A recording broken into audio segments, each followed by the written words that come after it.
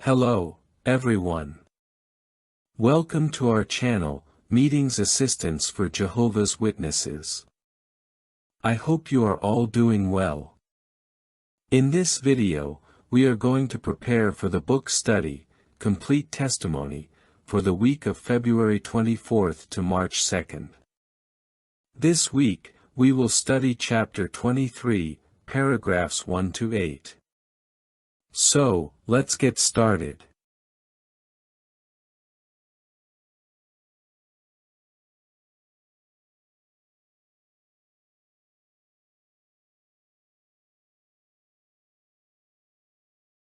Questions 1 and 2.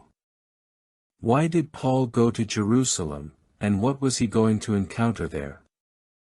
Paul went to Jerusalem because he wanted to support the brothers, not only with material help but also spiritually. He knew that some were still holding on to the past and needed to accept the changes that Jehovah had made in his organization. Despite the dangers that awaited him, he was determined to fulfill his purpose. Additional comments. As Acts 19:21 says, Paul was determined to go to Jerusalem despite the risks. This makes us think about how sometimes Jehovah guides us on paths that may seem difficult, but if we trust in Him, we can move forward with determination, knowing that we are doing His will. Paul faced rumors and false accusations in Jerusalem, but this gave him the opportunity to defend the truth. His courage reflects what many of God's servants have experienced, being misunderstood or persecuted for their faith. However, his example reminds us that, with Jehovah's help, we can remain firm no matter the difficulties. Questions 3 to 5, Part A. Who did Paul meet with, and what did they talk about? Paul met with the elders of the congregation in Jerusalem, and it is likely that James, the brother of Jesus, led the meeting. Paul told them in detail how Jehovah had blessed his ministry among the nations, which surely encouraged them greatly.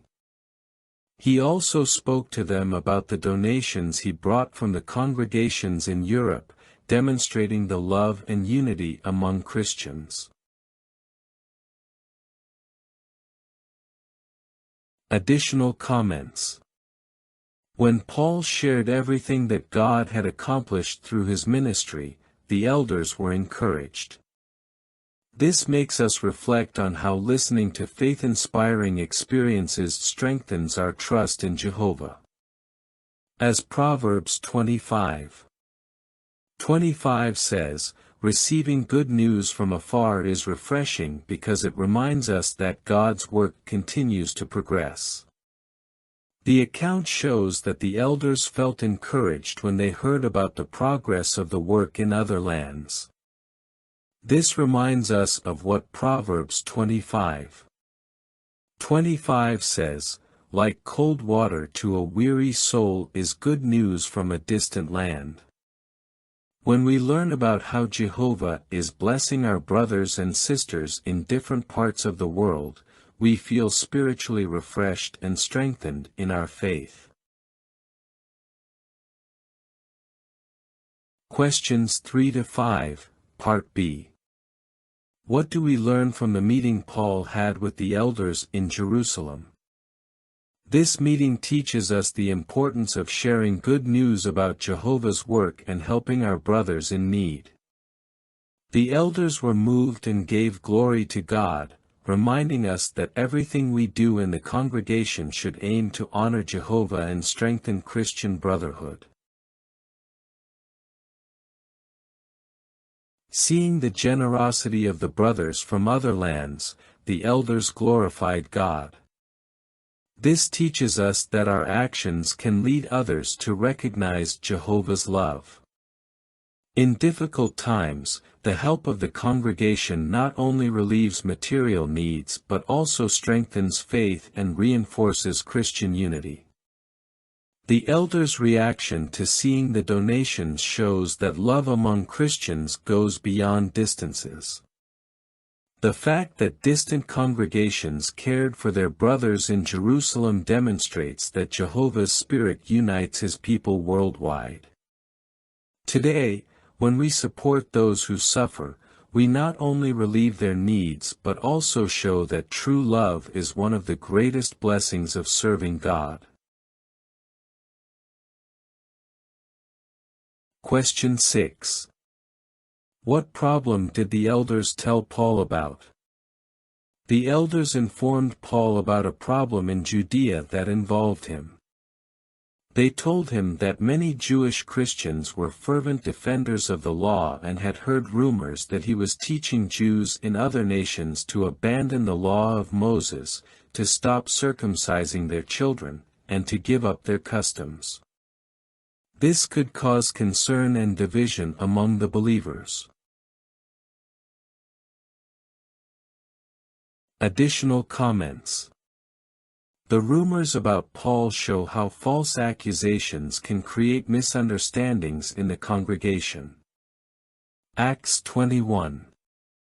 20b, 21 shows that, although these believers accepted Christ, they were still deeply attached to the law. This reminds us of the importance of patience and making an effort to maintain unity. The attachment of these Jewish Christians to traditions teaches us that accepting spiritual changes can be a challenge. Paul had to address these concerns with wisdom, reminding us that when differences arise in the congregation, the best approach is to handle them with love and respect, following Christ's example. Questions 7 and 8, Part A. What mistaken viewpoint did many Christians in Judea have? Many Christians in Judea mistakenly believed that the law of Moses was still in force for Jewish Christians. Although it had been clarified in 49 CE that Gentile Christians did not have to follow the law, some Jews thought they still had to obey it because the letter from the apostles and elders did not mention them directly. Additional comments. The fact that many Jewish Christians still clung to the law shows that spiritual changes can be difficult to accept. Colossians 2:14 explains that the law was nailed to the stake, meaning it was no longer necessary. This teaches us that we must trust in Jehovah's guidance and be willing to adjust to His purpose. These Jewish Christians were not disobedient out of rebellion but because it was hard for them to let go of something that had been part of their identity for generations. This reminds us that, even if certain habits or beliefs seem right to us, we must ensure they align with what Jehovah truly wants. Questions 7 and 8, Part B. Why do we say that those who had this mistaken viewpoint had not become apostates? Despite their mistake, these Christians had not become apostates. They were not adopting pagan practices or worshipping false gods, they were simply holding on to a law that Jehovah Himself had given. However, since they were now under the new covenant, they needed to correct their thinking and trust in the changes Jehovah was making in His organization. Additional comments. Jeremiah 31:31-34 prophesied about a new covenant, showing that Jehovah Himself had arranged for a change in how He dealt with His people. This teaches us that when Jehovah establishes something new, we must trust in Him and not cling to the past. Luke 22:20 mentions that Jesus spoke of the new covenant when instituting the Lord's evening meal. This demonstrates that worship should be centered on Christ, not on the Mosaic law.